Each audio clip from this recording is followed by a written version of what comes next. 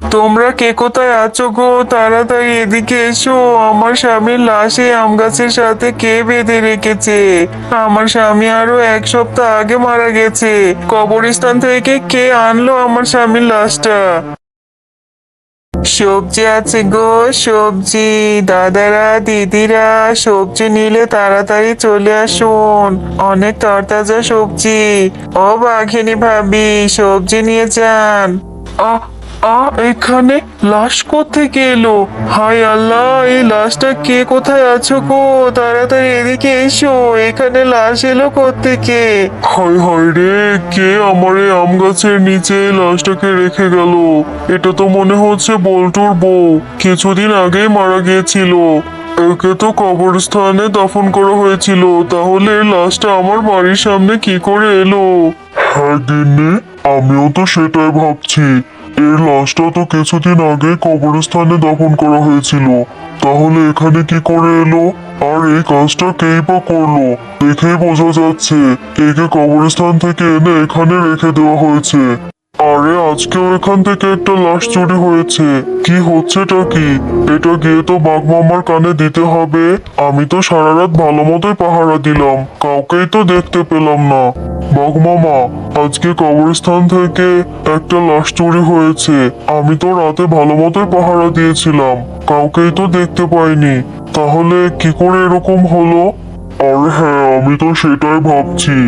আর সেই লাশটা আমার বাড়ির আম গাছের নিচে এনে রেখে গিয়েছে, কিন্তু এমন কাজ কে করবে? আর আমার বাড়ির সামনে এনেই বা কেন রাখলো? বিষয়টা কিন্তু খুব চিন্তার। তুই একটু ভালো মতো পাহারা দিস। হ্যাঁ মামা, আমি তো খুব সতর্কতার সাথে পাহারা দিই, কিন্তু মাঝে মাঝে আমি একটা বাচ্চার কান্নার আওয়াজ শুনতে পাই।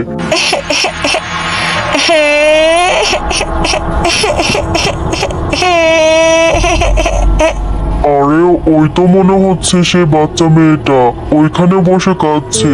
কেন কাঁদছে? আমি একটু গিয়ে দেখি তো মেয়েটার কি হয়েছে। কবরস্থানের সেই পাহারাদার বাচ্চা মেয়েটির দিকে এগিয়ে যেতে থাকে।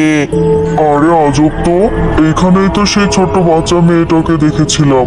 এখানেই তো বসে কান্না করছিল। এখন হঠাৎ করে কোথায় চলে গেল? নাকি আমি ভুল দেখলাম? নাকি হতে পারে আমার মনের ভুল।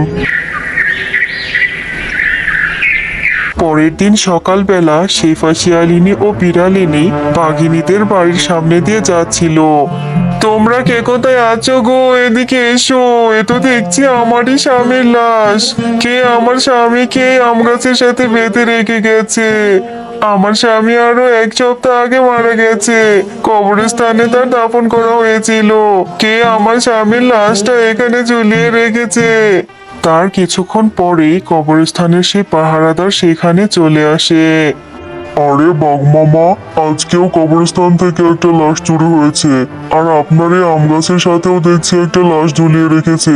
তাহলে কি এটাই সেটা? এগুলো কি হচ্ছে মামা? আরে হ্যাঁ, আমিও তো সেটাই বুঝতে পারছি না। আর তোকে তো বলেছিলাম ভালো করে পাহারা দিতে। তুই রাতে কি পাহারা দিস নাকি ঘুমোস বুঝি না। আজকে তোর সাথে আমিও যাব। বুঝতে পেরেছি তোকে দিয়ে আর কাজ হবে না। আর আমার বাড়ির সামনে লাশগুলো কেন এনে রাখছে সেটাও বুঝতে পারছি না। আজকে লাশ চোরকে ধরেই ছাড়বো, যে করেই হোক। কার এত বড় সাহস? কে আমার সাথে এরকমটা করছে? তারা দুজন কথা বলতে বলতে হঠাৎ করে সেখানে একজন বৃদ্ধা শিয়ালিনী চলে আসে। ও বাবা, তোমরা আমায় একটু সাহায্য করো না। আমার ছোট নাতনিটা ঘরের মধ্যে অসুস্থ হয়ে আছে। এত রাতে আমার এই ছোট নাতনিটাকে কি করে আমি হসপিটালে নিব? আমার সাথে তোমরা দুজন একটু চলো না।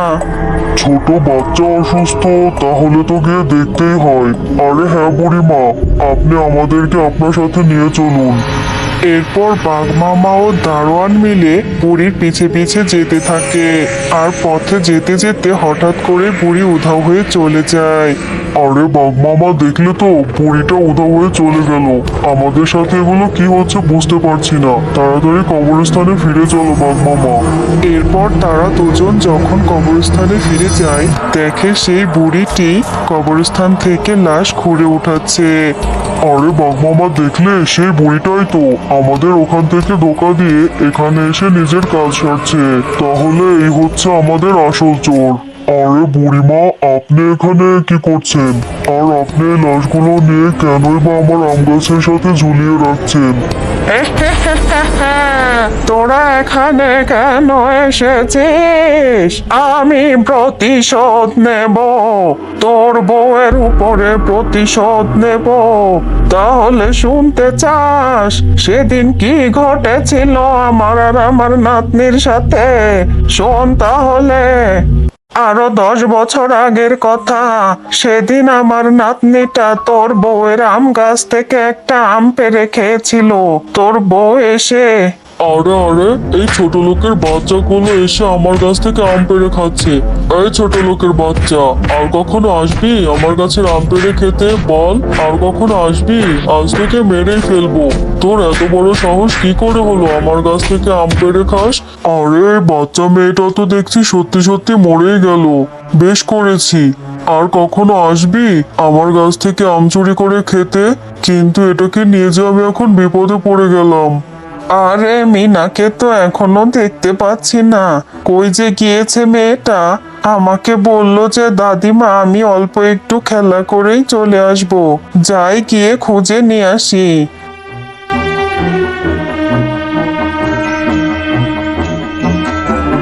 মিনা, আরে ও মিনা, এ কি?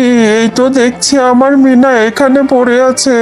হায় আল্লাহ, আমার মিনার কি হয়েছে গো বাঘিনী? এটা কি করে হলো? আমার মিনা যে মরে গেছে। আমার মিনার গায়ে এত রক্ত লেগে আছে কেন গো? মরে গেছে, বেশ হয়েছে। নাতনিকে তো চুরির শিক্ষা দিয়েছো, চুরি করতে পাঠিয়েছো আমার বাড়িতে। আমার বাড়িতে এসে আম চুরি করে খেয়েছিল, এই জন্য আমি উচিত শিক্ষা দিয়েছি। এখন তোমার নাতনিকে নিয়ে এখান থেকে ভাগো, আর এগুলো লোকে জানাজানি করলে তোমাকেও মেরে ফেলবো। এটা তুমি কি বলছো বাঘিনী? আমার নাতনিটা না হয় একটু আমি খেয়েছিল। তোমার আমের থেকে তো আমার নাতনির জীবন অনেক বড় ছিল। তুমি কেন আমার নাতনিকে মেরে ফেললে? আমি তোমাকে পুলিশে দেব, তোমার শাস্তি হবে বাঘিনী। এই নে, এইটা ছুঁড়ে তোকে মেরে দিলাম। বুড়ি, তুই কি না আমার বিচার করবি, আমাকে শাস্তি দিবি? তোর তো সাহস কম না। আরে এদের দুটোকে তো মেরে দিলাম, কিন্তু এখন এই লাশ দুটোকে আমাকে লুকোতে হবে, না হলে যে সত্যি আমাকে পুলিশে ধরে নিয়ে যাবে। এরপর তোর ওই শয়তান বউ বাঘিনী আমাকে আর আমার নাতনিকে ওই আম গাছটার নিচে মাটিতে পুঁতে রেখেছিল। হ্যাঁ বুড়িমা, সেটা না হয় বুঝলাম। সত্যি যদি তোমার সাথে আমার বউ এরকম করে থাকে তাহলে বড্ড ভুল করেছে। কিন্তু তুমি যেটা করছো এটা তো দণ্ডনীয় অপরাধ, এটা অন্যায় করছো। কবরস্থান থেকে কেন লাশগুলো নিয়ে যাচ্ছ? তুমি কি চাইছো সেটা বলো তো। আমি তোর বর মৃত্যু চাইছি। আমি তোর বউকে মেরে ফেলবো। ওকে আমার হাতে তুলে দে, তোর বউর শাস্তি দেব। আচ্ছা বুড়িমা, ঠিক আছে, তুমি যেহেতু চাইছো তাহলে তাই হবে। আজকে রাতটা তুমি এই লাশটাকে ছেড়ে দাও। তুমি আমাকে কথা দাও আর কোনো কবরের লাশ তুমি উঠিয়ে আমার বাড়ির সামনে রাখবে না। কালকে সকালে তুমি আমার বাড়ির সামনে যাবে, তোমার সামনে আমার বউকে উচিত শিক্ষা দেব।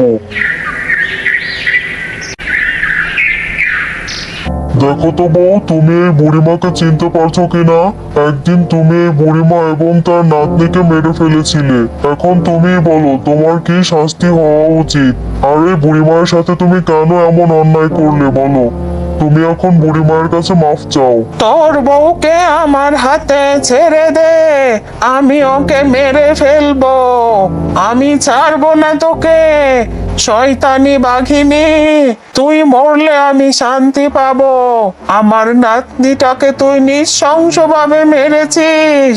এই নে, আমি তোকে আগুনে পুড়িয়ে মারবো।